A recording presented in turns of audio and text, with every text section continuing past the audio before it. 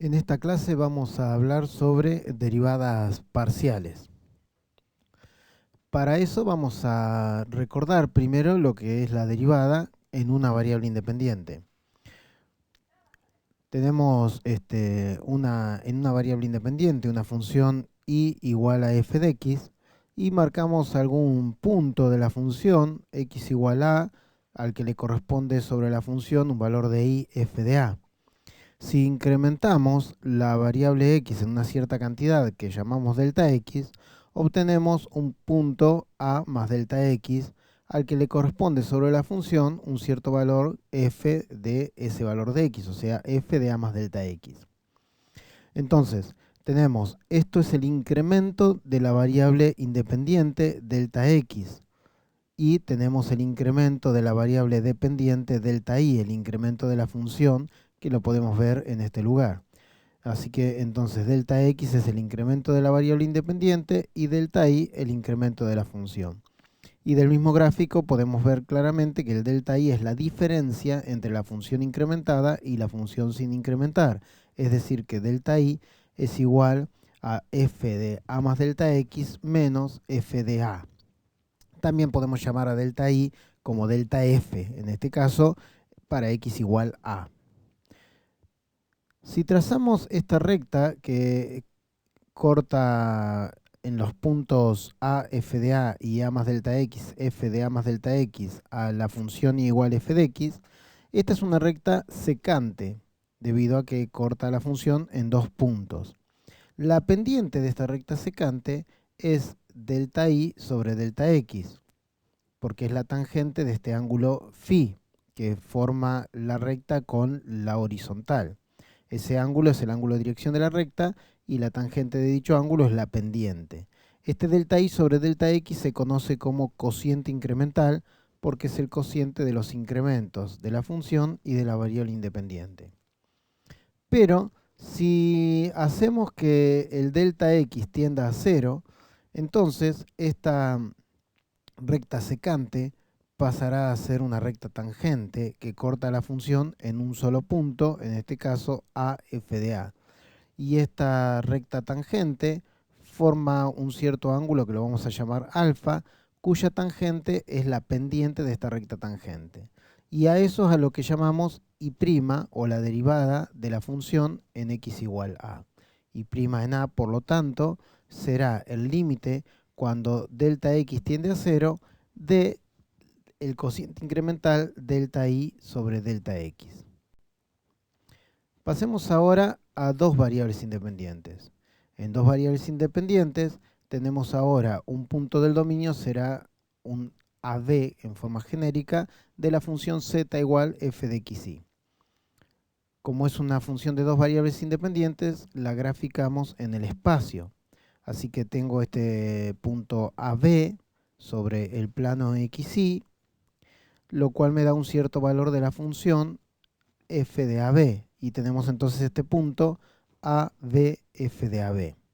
Si incrementamos ahora la variable x en una cierta cantidad h, es decir, este h es lo mismo que delta x, obtenemos un valor a más h, y si marcamos el punto a más hb, tendremos un cierto valor de la función en ese punto, f de a más h, b, y por lo tanto este punto que marcamos acá tiene como coordenada x a más h, como coordenada y b, y como coordenada z f de a más h, b. Podemos decir que el f de AB es la altura de este punto AB f de AB, y de la misma manera la altura de este otro punto a más hb f de a más hb será el valor de la función en a más h, b. La diferencia de alturas entre el valor incrementado en x y el valor sin incrementar es lo que llamamos incremento parcial de la función con respecto a la variable x, y lo representamos como delta xf en AB. Entonces delta xf en AB será la diferencia entre la función incrementada solo en x menos la función sin incrementar. Fíjense que en este caso estamos el valor de y manteniéndolo constante, porque es b tanto en el primer punto como en el segundo, y estamos incrementando solo la variable x. Por eso decimos que el incremento parcial de la función con respecto a x lo hacemos con y constante. De la misma manera, podríamos incrementar la variable y en una cierta cantidad, que será delta i, o bien, para simplificar, la llamamos k. Entonces tendremos b más k. Y si mantenemos la x constante en a, tendremos entonces un punto a, b más k, al que les corresponde sobre la función un cierto valor de f en ab más k. Y entonces tenemos este punto que es a, b más k, f de a, b más k. La altura de este punto será f de a, b más k. Y la diferencia entre esta altura y la de la función sin incrementar es lo que llamamos el incremento parcial de la función con respecto a i. Delta i f en ab. Entonces será igual a f de a, b más k menos f de ab. En este caso se mantiene x constante y se incrementa solo la variable i. También podríamos incrementar ambas variables a la vez, es decir, pasar del punto AB al punto A más H, B más K. En ese caso, tendríamos entonces el valor de la función en el punto A más H, B más K. Y este otro punto que estamos viendo acá sería entonces A más H en X, B más K en Y y F de A más H, B más K en Z.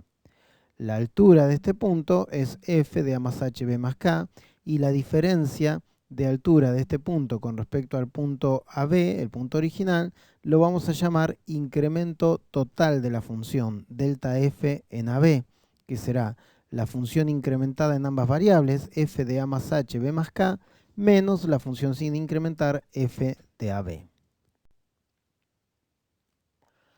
Vamos a definir en base a estos incrementos una derivada, dos derivadas en realidad, que vamos a llamar las derivadas parciales. La primera es esta, derivada parcial de z con respecto a x en el punto AB, que la podemos representar de estas diferentes maneras. Como la primera forma se lee justamente derivada parcial de z con respecto a x.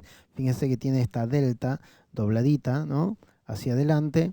O también como z con subíndice x, o la misma f con subíndice x, y la vamos a definir de la misma manera que hicimos una variable como el límite del cociente incremental.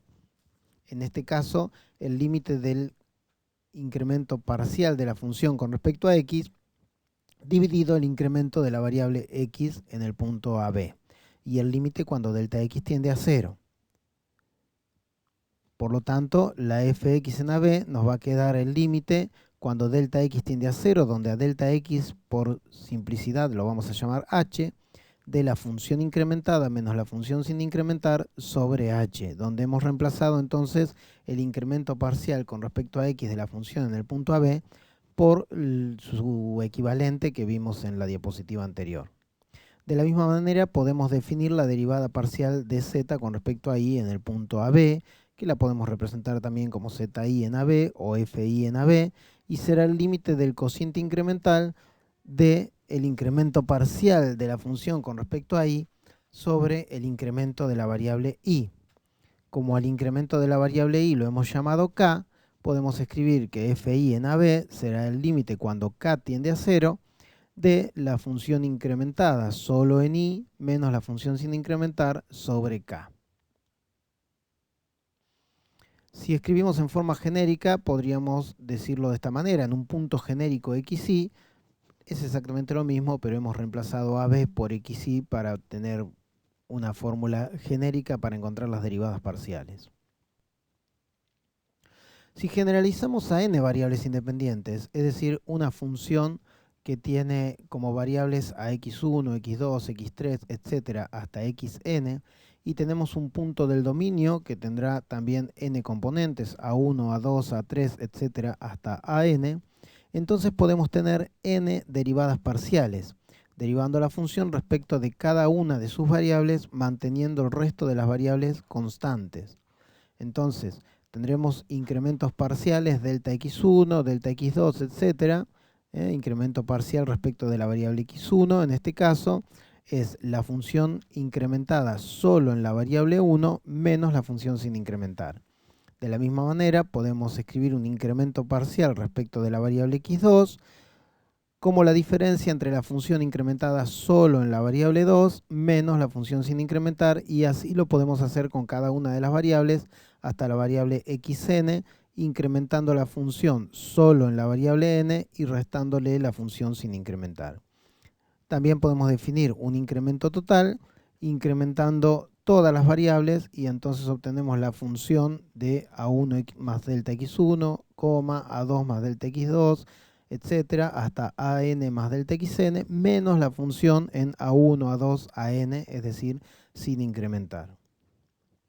Cuando tenemos muchas variables, las llamamos con x con subíndices porque se nos podrían incluso terminar las letras. Cuando son dos variables independientes las llamamos xy, si son tres las llamamos xyz, pero ya cuando son muchas conviene llamar x1, x2, x3, x4, etc.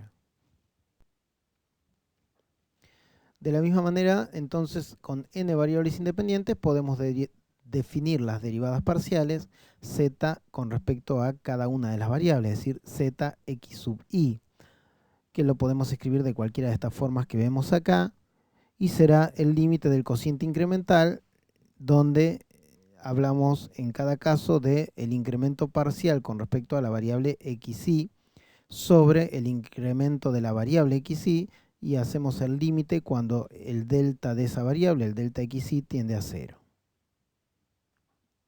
Vamos a ver algunos ejemplos.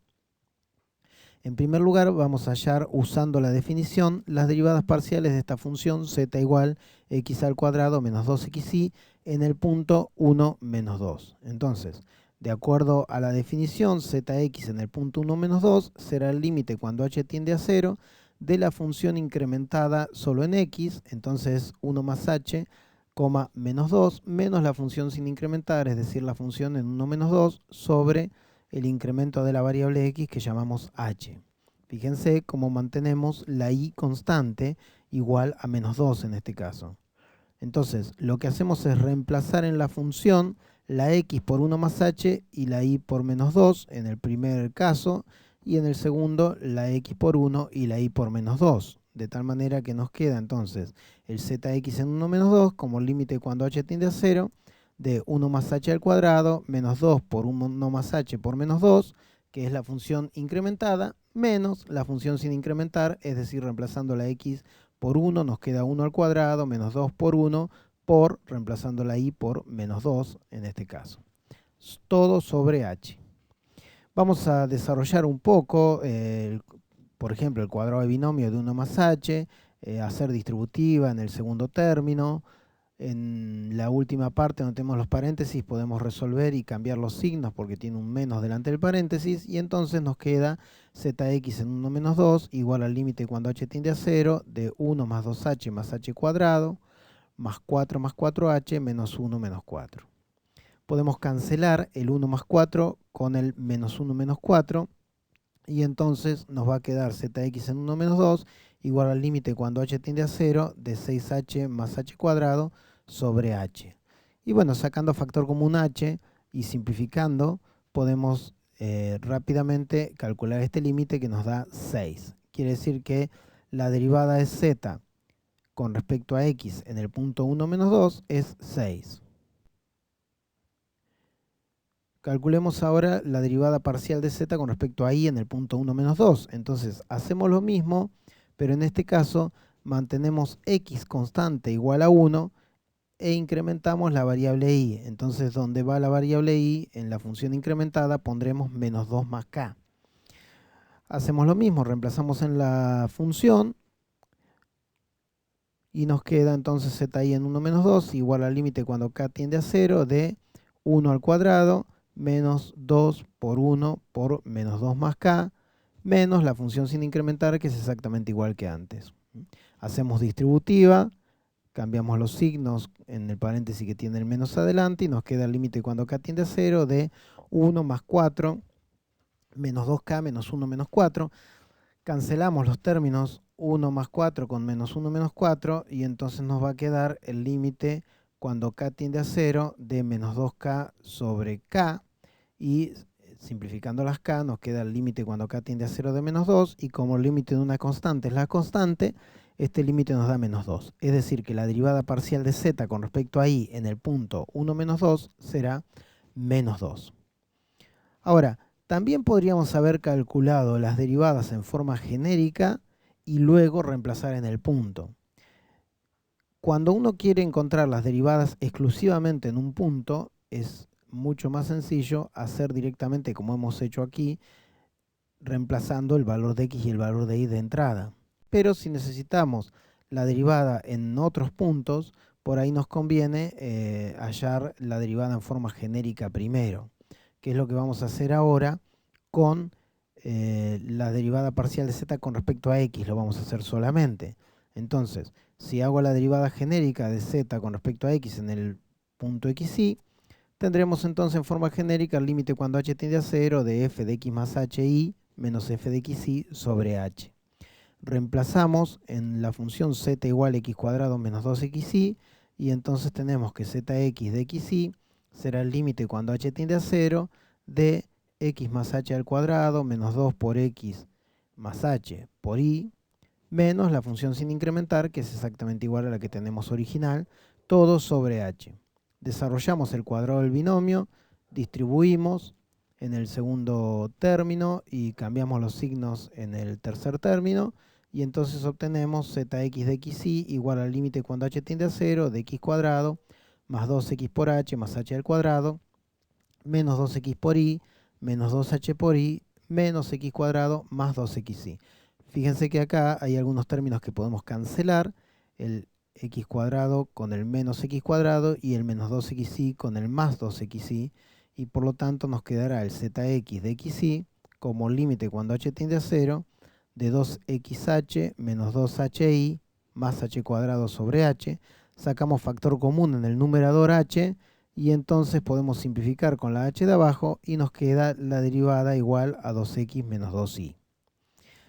Finalmente, podemos ver que zx en el punto 1 menos 2, reemplazando la x por 1 y la y por menos 2, nos quedará igual a 2 por 1 menos 2 por menos 2, y eso nos da 6, que es exactamente lo mismo que habíamos calculado cuando hicimos la derivada directamente en el punto 1 menos 2.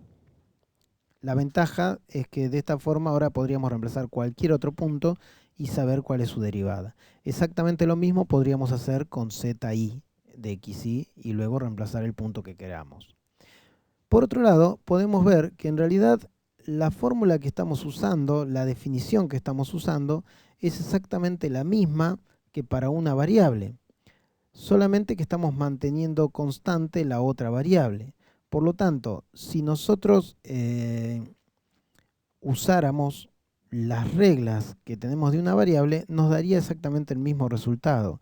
Y acá, bueno, se puede ver que si derivamos z igual a x cuadrado menos 2xy, considerando la y constante, la derivada de x cuadrado es 2x, y la derivada de menos 2xy será menos 2y, ya que la derivada de x es 1 y tanto el 2 como la y son constantes. Así que vamos a ver este segundo ejemplo, donde vamos a determinar mediante reglas las derivadas parciales de un par de funciones que tenemos escritas acá. En principio haremos el inciso A con z igual x cuadrado por coseno de xy. Tiene dos variables independientes y por lo tanto podemos calcular dos derivadas parciales. Una derivada parcial de z con respecto a x, donde mantendremos y constante, y una derivada parcial de z con respecto a y, donde mantendremos x constante.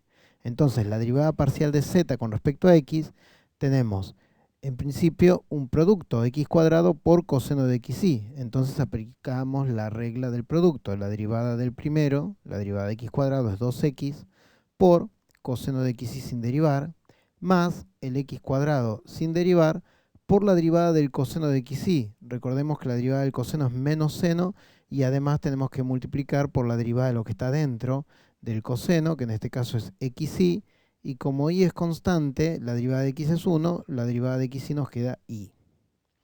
Derivamos ahora z con respecto a y. En este caso, como x cuadrado es una constante ahora, porque al derivar en forma parcial con respecto a y mantenemos x constante, x cuadrado no se deriva y queda igual. Así que solo derivamos el coseno de xy respecto de y. La derivada del coseno es menos seno y multiplicaremos por la derivada de xy respecto de y, que será x, ya que la derivada de y respecto de y es 1. Vamos a ver el segundo ejemplo. Ahora podemos derivar con respecto a x, con respecto a y o con respecto a z, porque tenemos tres variables independientes. Entonces, la derivada parcial de u con respecto a y la haremos considerando tanto y como z constantes. Entonces, en el primer término que dice x y z al cubo, derivo respecto a x, y z cubo es constante, por lo tanto no se deriva, y la derivada de x es 1, con lo cual nos queda y z cubo. Luego tenemos un término que dice menos i a la cuarta, que como i la mantenemos constante, desde el punto de vista de la derivada parcial respecto de x, será una constante y su derivada será 0. Y el último término, que es 2xz, cuando derivo respecto de x, el 2 y la z son constantes, la derivada de x es 1, así que nos dará 2z. Ahora derivamos u en forma parcial respecto de y. Entonces en el primer término tengo x, z cubo constante, y la derivada de y con respecto a y es 1, por lo tanto queda x z al cubo. Luego en el segundo término que tengo menos i a la cuarta, cuando lo derivo respecto de y será menos 4i al cubo. Y el último término, como no tiene i, es una constante que está sumando, su derivada será 0. Por último derivamos u con respecto a z, así que ahora en el primer término xy es constante y la derivada de z cubo me dará 3 por z al cuadrado. En el segundo término es todo constante, ya que no hay z, por lo tanto su derivada será 0. Y en el tercer término el 2 y la x son constantes y la derivada de z es 1, así que me dará 2x. Vamos a hablar de la interpretación geométrica. Ya habíamos adelantado algo cuando hablamos de una variable independiente. Recordemos entonces que si tenemos una función y igual f de x y marcamos un punto a f de a, entonces incrementamos la variable x en una cantidad delta x y obtenemos otro punto a más delta x, f de a más delta x, y habíamos dicho que podíamos trazar por estos dos puntos una recta que llamábamos secante, cuya pendiente era delta y sobre delta x, que era el cociente incremental, y es la tangente del ángulo que forma la recta con la horizontal, que es el ángulo de dirección de la recta. Y habíamos dicho que si hacíamos tender delta x a 0, entonces la recta es una recta tangente cuya pendiente es la tangente de su ángulo de dirección que habíamos llamado alfa, y que eso era y' en a. Por lo tanto, podemos decir que la derivada de una función de una variable en un punto es la pendiente de la recta tangente a dicha función en dicho punto. Y' en a, bueno, habíamos visto que era este límite y eso es lo que representa gráficamente y esa es su interpretación geométrica. ¿Qué pasará en dos variables independientes? En dos variables independientes vamos a dibujar en el espacio una función z igual a f de xy, y si marcamos un punto ahora en el plano xy será un punto AB. Y a este punto AB le corresponde sobre la superficie un punto que será ABF de AB, como ya lo habíamos visto antes. Si ahora consideramos y constante es un plano que como no tiene x y no tiene z, será paralelo a x y paralelo a z. Entonces es un plano de esta forma paralelo al xz. La intersección de este plano con la función z igual a f de xy nos dará una curva que acá hemos dibujado más o menos, que pasa justamente por el punto AB, f de AB. Y podemos trazar la recta tangente a esta curva en el punto AB, f de AB, y formará un cierto ángulo con la dirección positiva del eje X que llamamos alfa. La tangente de ese ángulo alfa es justamente la derivada parcial de la función con respecto a x en el punto AB. Por lo tanto, podemos decir que la derivada parcial de la función con respecto a x en el punto AB es la pendiente de la recta tangente a la curva intersección de la función z igual f de xy con un plano paralelo al xz que pasa por el punto y que por lo tanto será y igual b. De la misma manera, si trazamos el plano x igual a, x constante que pasa por el punto AB, tendremos una cierta curva de intersección como esta y habrá también una recta tangente a esa curva en el punto AB, f de AB, que forma un ángulo beta con la dirección positiva del eje y la tangente de este ángulo beta será la derivada parcial de la función con respecto a y en el punto AB. Es decir, que la derivada parcial de f con respecto a y en el punto AB es la pendiente de la recta tangente a la curva intersección de la función z igual f de xy con un plano paralelo ahora al iz que pasa por el punto AB. Como ejemplo de lo que estamos viendo, vamos a determinar la ecuación de la recta tangente a la curva intersección de la superficie z igual x cuadrado más y cuadrado con un plano paralelo al xz que pasa por el punto 2, 1, f de 2, 1. Un plano paralelo al xz tendrá por ecuación y igual una constante, ya que al ser paralelo a x y paralelo a z, no deben aparecer las variables x ni z en la ecuación del plano. En este caso, para que pase por el punto 2, 1, f de 2, 1, el valor de y deberá ser 1, así que la ecuación del plano es igual 1. Vamos a determinar también el valor de la función en 2, 1, reemplazando simplemente en la ecuación de la superficie, así que nos queda x al cuadrado más y al cuadrado, será 2 al cuadrado más 1 al cuadrado, que nos da 5. La ecuación de la recta que estamos buscando tendrá una forma como esta que ponemos acá, z menos el z del punto que calculamos que da 5 igual a una pendiente que llamamos m por x menos el x del punto que es dato y es 2. Pero si dejamos esto así es un plano, así que para tener la ecuación de una recta hacemos la intersección con el plano igual 1. Lo que tenemos que calcular es esta pendiente m, y ya habíamos visto que la pendiente era la derivada de z con respecto a x, en este caso ya que es y constante, así que la derivada de z con respecto a x en el punto 2, 1. La derivada de z con respecto a x, como la ecuación de la superficie es z igual a x cuadrado más y cuadrado, z derivado con respecto a x es 2x, y reemplazando en el punto nos queda 2 por 2, 4. Así que ya estamos en condiciones de escribir la ecuación de la recta, simplemente reemplazando en la expresión que ya habíamos escrito la m por 4, nos queda z menos 5 igual a 4 por x menos 2, con y igual 1. Con esto ya tendríamos terminado el ejercicio, pero vamos a representarlo, ya que es una interpretación geométrica la que estamos haciendo. Entonces, aquí tenemos graficado el paraboloide z igual x cuadrado más y cuadrado. Vamos ahora a dibujar el plano y igual 1, que sería este que está acá. Y entonces ahí vemos que tenemos una intersección que tiene forma de parábola entre el plano y la superficie, que la hemos marcado en negro. Vamos a ubicar el punto 2, 1, 5, que está ubicado ahí, y podemos trazar entonces la recta tangente a la curva intersección de z igual a x cuadrado más y cuadrado con el plano igual 1 de esta manera. Y ahí entonces tendríamos toda la interpretación geométrica. En este caso, debido al punto de vista, por ahí no se ve tan tangente, ¿no? Pero realmente lo es.